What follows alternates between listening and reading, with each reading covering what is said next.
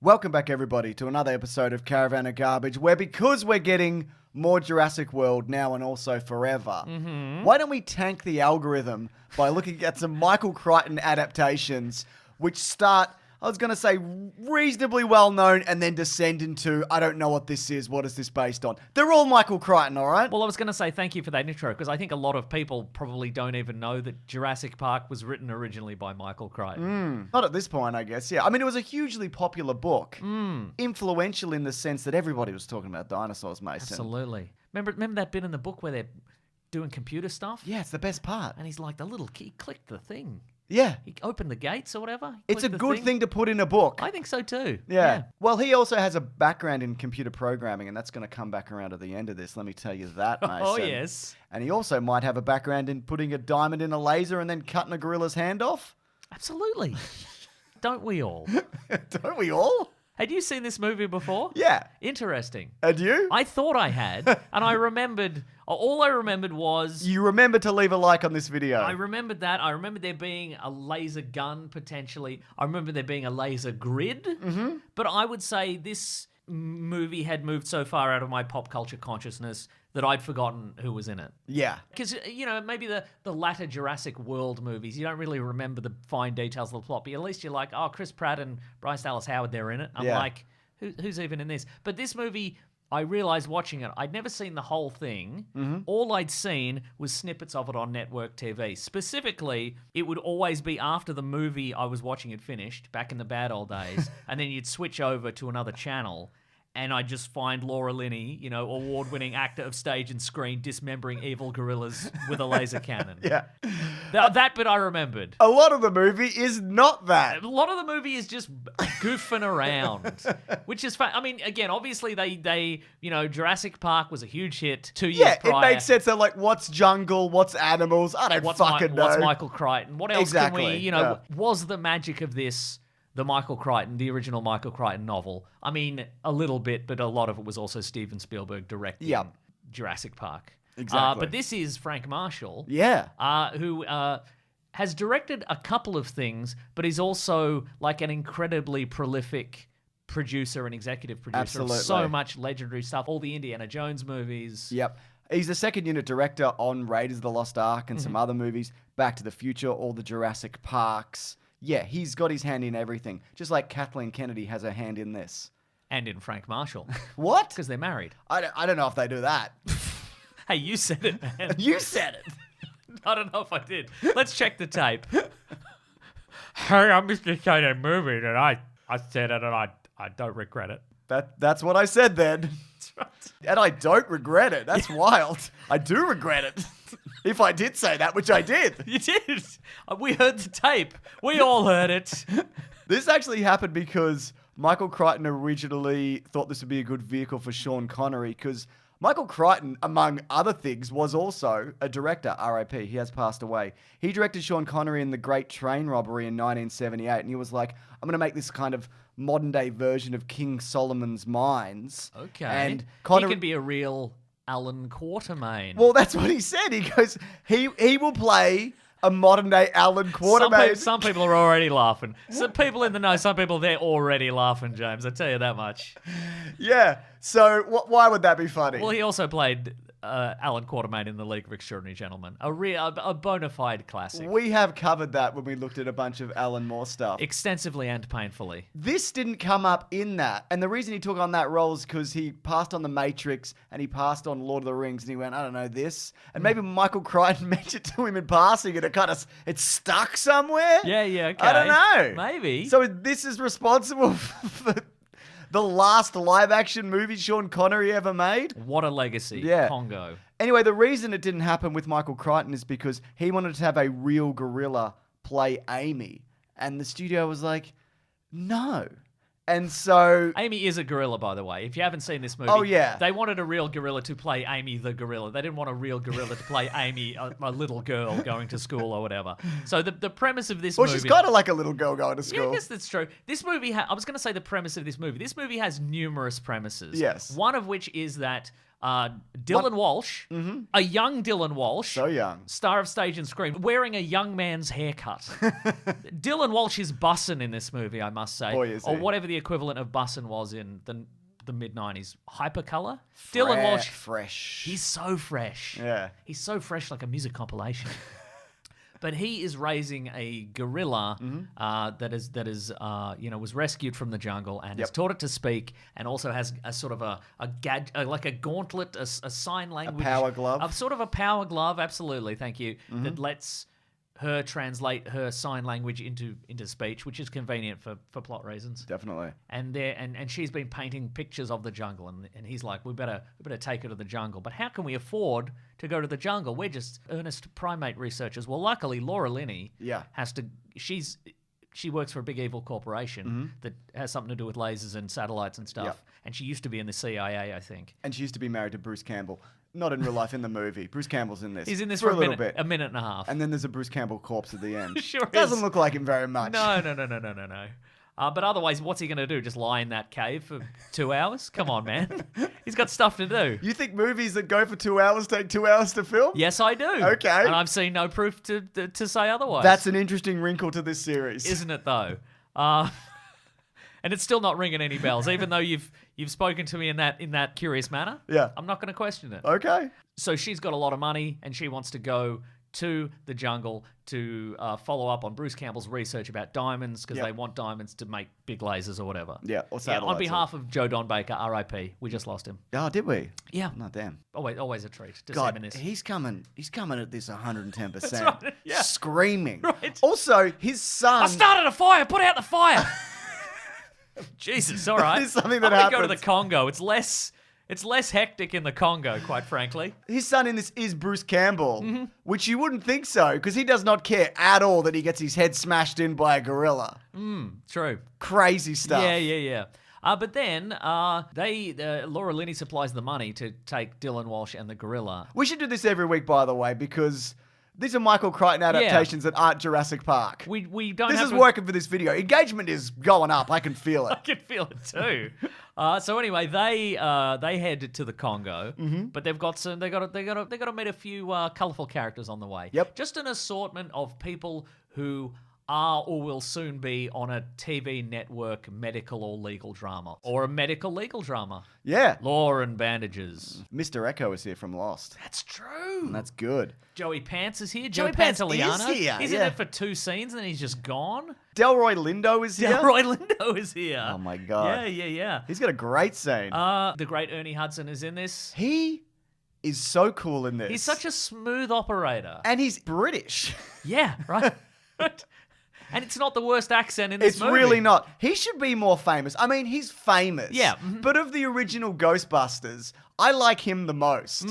And he looks the best now. He's aged the best. The rest of them look dead. I say he's aged the best. He hasn't aged at all. No, he hasn't. And we've learned from interviews that this is his favourite role he's ever done. Yeah. Right? Makes sense. It does. It's a lot of fun. Yeah, and a lot of time in Ghostbusters, they don't give him a lot to do. That's true. Which is a shame because he's the coolest one. It's the coolest one. Yeah. Yeah. But speaking of accents, far and away the best accent in this. He shows up. It's Tim Curry. How's he doing it? He shows up. He tells everyone he's a Romanian aristocrat, and he's got the precise fake Eastern European accent that will be revealed that he's just a British guy faking it. Yeah. Except he's not. No. He's faking being an aristocrat, but he's a real Romanian. It's also revealed very early on that he is a con man. And he just is. But he's also not that bad. Yep. The only villain is the dude screaming on the satellite. Yeah. Oh, I guess in the cave full of white apes that murder True. people. Yeah. But anyway, Oh, and that hippo that shows up. there is a killer hippo also. I mean, they are killer. They're They all are- killer. That's true. But Tim Curry has wandered in from another movie. I think a TV movie, because he's there to uncover a lost city. Yeah. And discover his riches. Yeah. Which is the diamonds, coincidentally. But Diamonds. like, a lot of this feels like you've wandered in by about the third commercial break of like a low budget TV show of that era, like Yeah. a fortune hunting kind of TV show. You remember Fortune Hunter? I do actually, yeah. It's a little bit like that. It is like that until it does kick off. But yeah, I found it pretty dull and uneventful because it's mostly just a trek through the jungle and Some of which is real, some of which is very obviously yes. set. There's a moment where like a person gets a leech on their penis. There's a moment where a man dies of fright. Dylan Walsh gets a leech on his penis, Yes, he does. just to be clear. Yeah. Yeah. And then they put it in the movie. And And it's just so much of this is just some scenes. They clearly had roughly a TV budget, Yeah. or they were unwilling to spend the Jurassic Park. I mean, money. it all went into the apes and the animatronic Yeah, hippo yeah, and yeah, everything. yeah. That hippo is real. I mean, this is Stan Winston, so it's Yeah. all pretty good work. Yeah. And I think they put all the money into that, and they're like, what should we do, narrative wise? And they're just like, I don't know, just some goofing off, I guess. Yeah. Everybody could bicker. Everybody's at cross purposes all the time. Nobody likes each other. This could be George of the Jungle, really. You could intercut these two movies. Mm-hmm. And I think there is one guy in this who's on the team who's also from George of the Jungle. Oh, maybe. I'll find out whether that is true. If it's true, here he is. Yep. If it's not true, here's a picture of James looking sad with a dunce cap on his head. Where'd you get that? Why is it still in the video? I was right. Yeah, I think also they put things like the hippo attacking because it's like, oh, we can't do Jurassic Park, but I don't know. We can have an animal attack, right? And I think the problem is because you can't put a bunch of apes interspersed during this because they're all at Ape Volcano. That's and true. you only get that in the last 30 or so minutes. Because you need them all to be clustered around Ape Volcano in order for the volcano to erupt and then kill all the gorillas and destroy all the diamonds. Yeah, exactly. So What's interesting about those apes is that originally Frank Marshall wanted to use the same technology on Jurassic Park to CGI a bunch of apes. Okay. And that would not have worked at all. Like, you can't simulate fur in this era. I mean, if you look at, like, Jumanji, which is the same time as this, like, you cannot do that. So I don't know why you'd even attempt it, really, because I think suits is the way to go. Though, that being said, he wasn't really happy with them because the way they were lit... you can have the best looking suit or animatronic in the world, but it's in a very brightly lit. we mean lit also in a 1990s sense, not Exactly. lit like We naughty mean sense. lit as in busing. Yes, we do. We mean lit as in busing. Yeah, I understand where he's coming from because it does, when they're around, it does feel like a set. You're a guy who's all like, "Oh, I've got all the numbers. How many gorillas?" 12 suits. Thank you. Because there's so many of them. There's 12. Yeah, I mean, okay. because they're obviously making use of... That's what I'm saying. Yeah. There he is, proven right once again. Oh, I got the numbers. Oh, Sorry, I came prepared. I've come prepared. That's you. Check the tape. Oh, I've come prepared. I have come prepared. All right, where'd you get that out of your pocket protector? Yes. Nerd? Wow. Sorry, next time I won't research anything. Thank I'll you. fly blind. Finally. For the movie Sphere, which we're doing next week. I think the gorillas, on the most part, especially Amy and that silverback, are pretty realistic. And that also comes down to performance. Apparently, it's something to do with the eyes as well, because they used a computer-controlled lathe to make the eyes the right shape. Because if you make a perfectly round eye, apparently it becomes more lifeless. So that's a Okay. new technology for this. Also, why is this ape drinking martinis and having cigars? Because they're goofing around. I guess. Because they had that But on... they'd had them before. Like, it's not like the ape was like, it's a gorilla. It doesn't matter. It's not like the gorilla was like, oh, I'm going to try this for the first time. They were flying and they were like, no, it's fine. She can have a martini. She always has a martini. Because they're goofing around. What I'm saying is they're goofing around on set. They're like, we're on the... We built the plane set and we've got the gorilla here. What do we do? I don't know. What if we go for a drink? That'd be funny.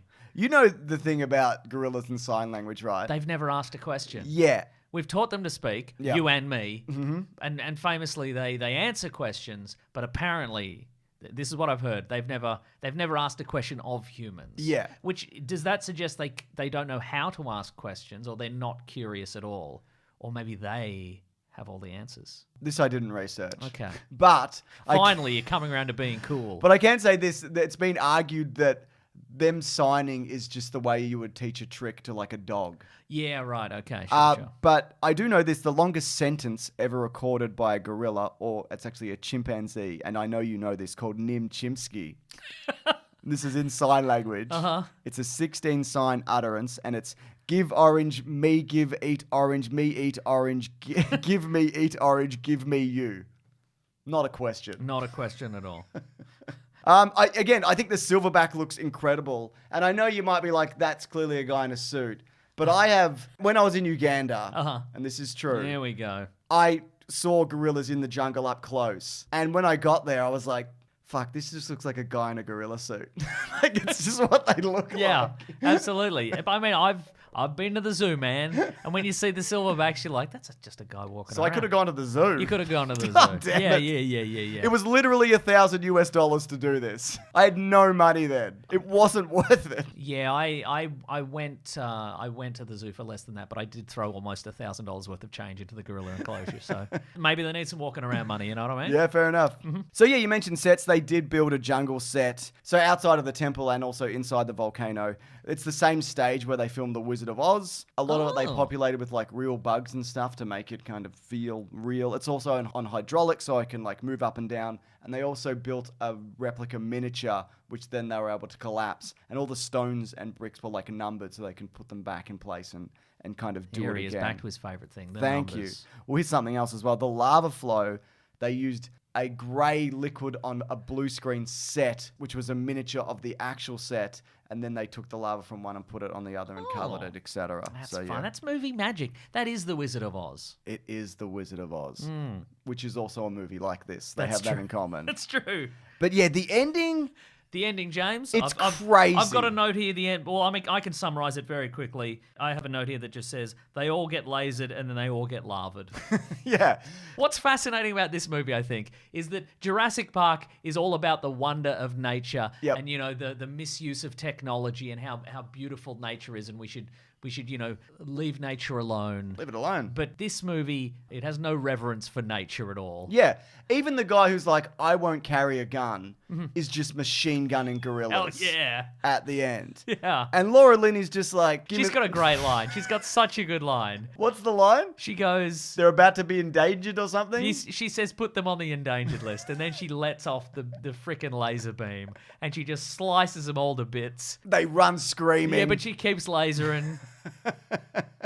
She's so good. It's an ape massacre. Yeah. But even before that, it gets crazy. There's a moment where one of them runs in and just bowling balls a guy's head. Right, yeah. It's wild. Because we learn towards the end that an ancient jungle tribe of some sort trained them over the centuries to be killer guardians of this temple. Yeah. And so they're now They're really good at it. Yeah, I was gonna say, it's their job, but they also love it. So in a way, they never worked a day in their lives, and they're really bloodthirsty and etc. So they're going freaking nuts. Yeah. But they've never seen a laser before, have they? No. I mean, they were bothered by the laser, but they weren't bothered by the machine gun turrets from aliens. Not at all.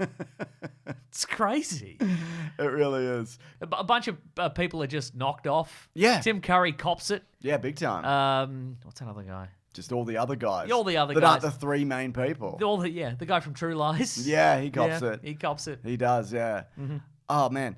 And some of them are getting, like, engulfed by lava. And other ones are, like, bombing into it like it's an above-ground pool. Sure. And what is that? They're goofing around. They were goofing around on set. They had the guys in the suits. And Frank Marshall's just like, I don't know, just goof around. We'll figure it out later. And they didn't. They did not.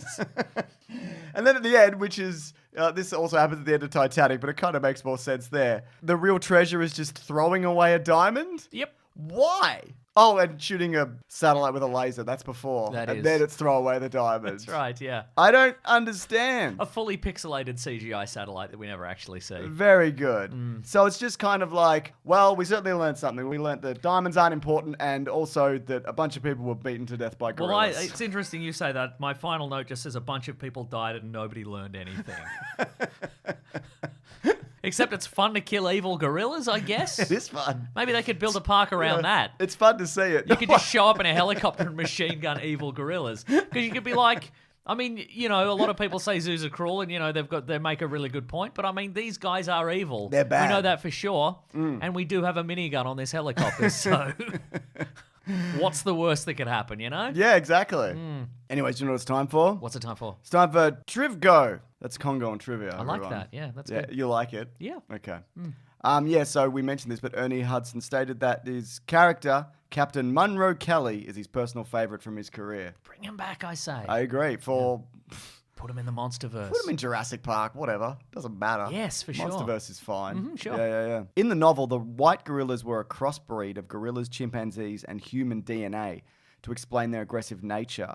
So their faces in this movie have those characteristics made into them, but it's not mentioned Interesting. that they're people. And this is maybe where a bunch of diseases came from. Yeah, how'd they get that DNA in there? How'd they get that human DNA in there? How do you think they got it in there? I don't know, man. You're the nerd. Here's a tape You're of... the nerd and the sex pervert. Well, no, here's a tape of you saying how they did it. Sex. They sexed on each other. Mason, come on. I mean, that thing that I said does seem logically plausible, so... Oh no, I've said logically plausible. I'm turning into you, a nerd. That's good. Under the direction of veteran gorilla performer Peter Elliott, it took approximately 6 months of intensive rehearsal for Lorraine No and Misty Rosas to become Amy, and for the grey gorilla actors to become primates. I think there's some good gorilla acting in this, there is too, yeah. Yeah. And this is fun. This goes back to Michael Crichton's love of programming. Oh, yes. I knew we'd bring it back. Michael Crichton began developing a graphic adventure game based on Congo for the Apple II in the early 80s. His development took 18 months. Spinnaker Software agreed to publish it through Tellurium. Okay. However, Crichton didn't realize that he'd already sold his adaptation rights to 20th Century Fox, so elements were changed and the game was retitled Amazon. It was released on Apple II and Atari ST and Commodore 64 and some other things, but he was disappointed with the game due to technical limitations, but it became Tellurium's most successful title, selling 100,000 copies. Well, congratulations, Tellurium. Yeah, a company that definitely doesn't exist. And never existed? It never existed. This That's whole right. thing was a dream? Yeah. Wow. This is like Westworld. It is like Westworld. Another Michael Crichton property. We did look at that too. We did. Yeah. Original Westworld. Not good Westworld, original Westworld. Or whatever seasons of Westworld are good. The first two. I think people like the first one. I don't mind it. I think it's got some absolute killer episodes throughout. 3 is filler and nobody's seen 4. Yeah. They made it for no reason. I've seen it. Have you? Oh, yeah. They made it for you, the one guy. I don't remember it. Mason, box office. On a budget of $50 million, which you might think is a lot of millions of dollars. Yeah, especially at the time. Yeah, it made $152 million. Wasn't critically loved. Made decent coin though. Big bananas. Yeah. Or medium bananas? Yeah, medium bananas. Medium I to would big say. bananas. This Yeah, movie yeah. made medium to big bananas. There were profits here to be made, and So true. that certainly happened. It didn't lead to like a slew of successful Michael Crichton adaptations. Of course, we have looked at the... So we're going to watch more and more of them. Correct. The bad ones that didn't do well. That's right. Yeah. A slew of bad ones. Yeah, we already did the Jurassic Park movies, and it was decided by everybody that we should do the thing. You didn't look at the survey at all. I looked at it. Okay. Yeah. What did it say? Said 100 times. It said the Jurassic World movies, didn't it? I don't know. Because at time of recording, I haven't done it yet. Okay, great. Yeah. Anyways, if you do want to come back next week to see what we're looking at, I already mentioned it. It's Sphere. Sphere? You can actually see that early at bigsandwich.co. Sphere. That's not the only thing early there, though, is there, Mason? Nah. We recently looked at a Jurassic Park arcade game. Oh, that's right. It was a wild ride. Yeah, That's literally, because we Yep. got in the Jeep thing. We the big did. Jeep Rattled right on, around. rattling around. Rattling around. Rattling around. But there's a bunch of video game Let's Plays there. There's movie commentaries. There's bonus podcasts. Also, we have a podcast called The Weekly Planet where we talk movies and comics and TV shows. That comes out on Monday, but everything mentioned is ad-free. That's right. At bigsandwich.co. But of course, if you just want to check out The Weekly Planet, you can. It's on its own YouTube channel. It's on Spotify. It's on Apple. Or just stay here. Just stay here. Look around. Have a look about. Have a look about. What's good? What do you like? Maybe not a lot of it. That's all right. That was a beautiful little poem. Was it? Yeah, go back and listen to the tape. Girl, Mr. Son, I'm a poet. Get over yourself, honestly. I might have to get over myself. I think you should. All right. Thanks, everyone. Grab that jammy, guys. We'll see you next week. Bye.